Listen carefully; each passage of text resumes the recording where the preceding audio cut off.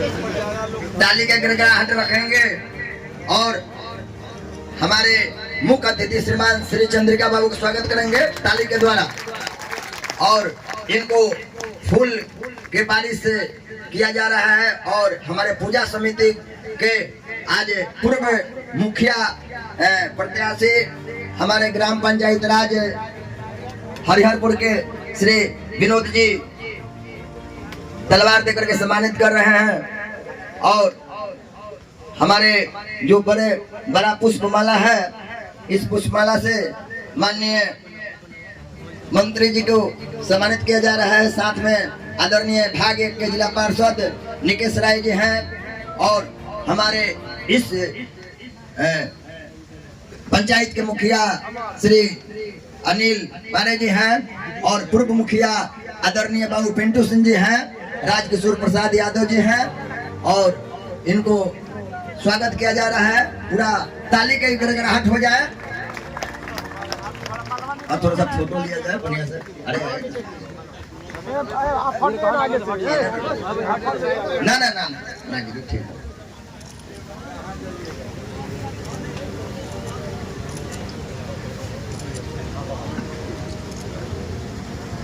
और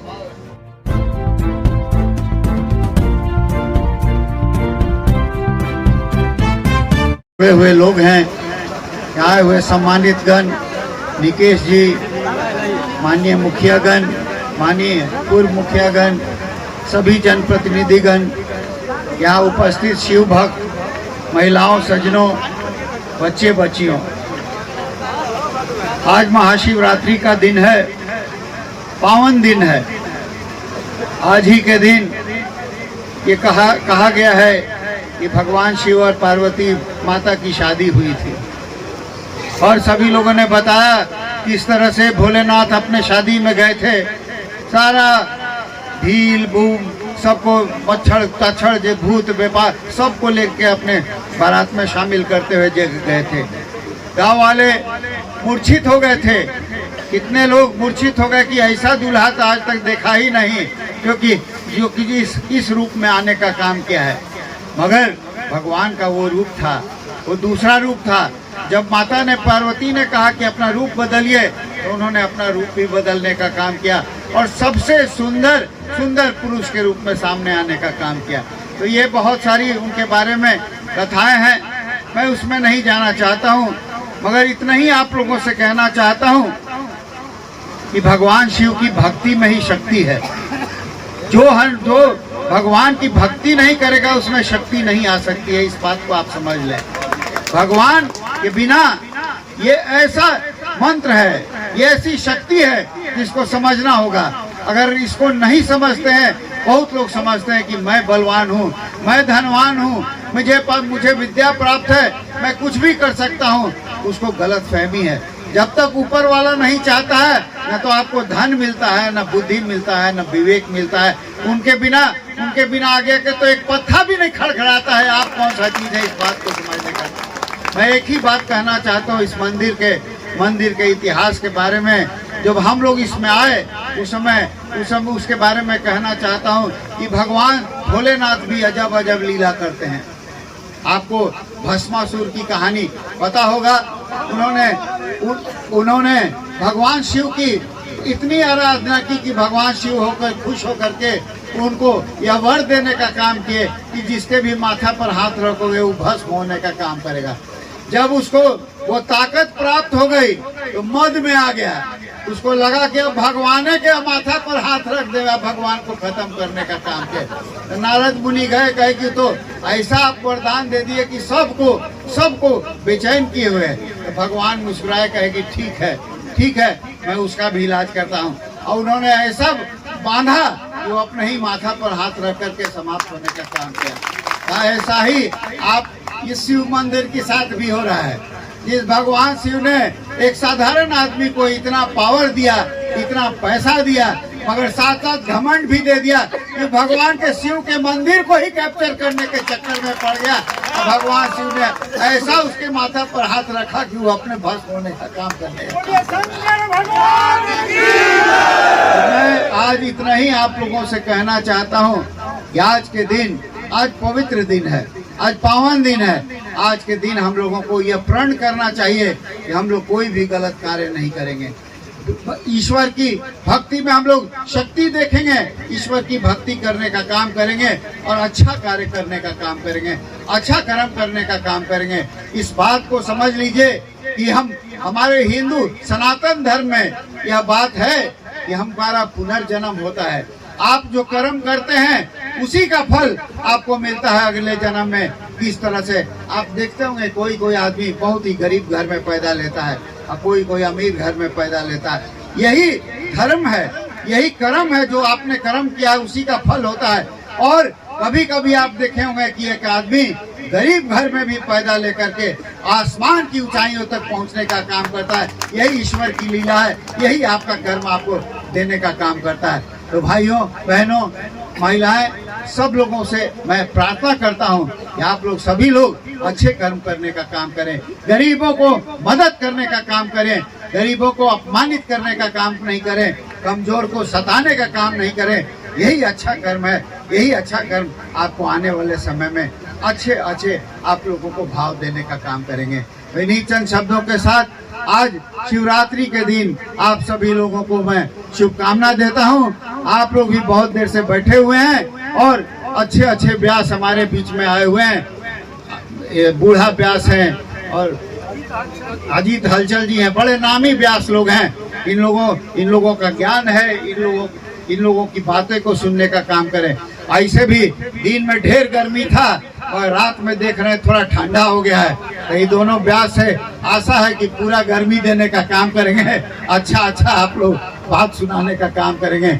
इन्हीं चंद शब्दों के साथ इस समिति को मैं धन्यवाद देना चाहता हूं, जिन लोगों ने इस कार्यक्रम को करने का काम किया, आगे बढ़ाने का काम किया और मंदिर के जीर्णोद्धार में जो लोगों ने भाग लेने का काम किया बड़े हौसला के साथ। और निकेश जी ठीक कह रहे हैं, आने वाले समय में इस यहाँ की बाउंड्री भी बनेगी। वो इसको माई का लाल रोकने का काम नहीं करेगा, इस बात को मैं करने का काम करता हूँ। और सभी लोग के सहयोग से कोई शासन प्रशासन कोई कुछ नहीं करने का काम करेगा, इसलिए कि ये भगवान शिव की मंदिर है, पुरानी मंदिर है। इसको छोटी सी लाहौरी के नाम से सब लोग जानते हैं। मेरे यहाँ तक के लोग यहाँ पर पूजा करने आते थे, मेरे यहाँ के लोग बजहिया तक के लोग यहाँ पर जल ढारने आते थे, धतूरा लेकर के आते थे और यहाँ पर अर्पण करने का काम करते थे। ऐसे पवित्र मंदिर को कोई पापी आंख देखने का काम करेगा तो उसे बहुत मुश्किल होने का काम करेगा। इन्हीं चंद शब्दों के साथ आप सभी लोगों को आज के दिन की शुभकामनाएं देता हूँ। बहुत बहुत धन्यवाद। महादेव का पार्वती के साथ शादी हुआ था और ये प्रत्येक साल फागुन महीना के कृष्ण पक्ष में यह त्योहार महाशिवरात्रि का त्योहार धूमधाम से मनाया जाता है। जब भगवान महादेव शादी करने के लिए गए थे तो इस रूप में गए थे कि पार्वती की माँ जो है तो सुनैना रानी घबरा गई थी। वो सांप गोजर बिच्छी सब लेकर गए थे अपना बराती साज कर और सुनैना रानी देखकर मूर्छित हो गई और उन्होंने कहा कि गौरी लेके उगब गौरी लेके डूबब, लेकिन यही बहु रहा से गौरी न बिया हो। अब जब इतना वो बोली तो गौरी जाकर प्रार्थना की महादेव से कि बदल रूप महादेव गौवा के लोग पतियास, कि आप रूप बदलिए, नहीं तो गांव के लोग कह रहे हैं कि बौराहा आ गया, पागल आ गया, इससे हम गौरी के शादी नहीं करेंगे।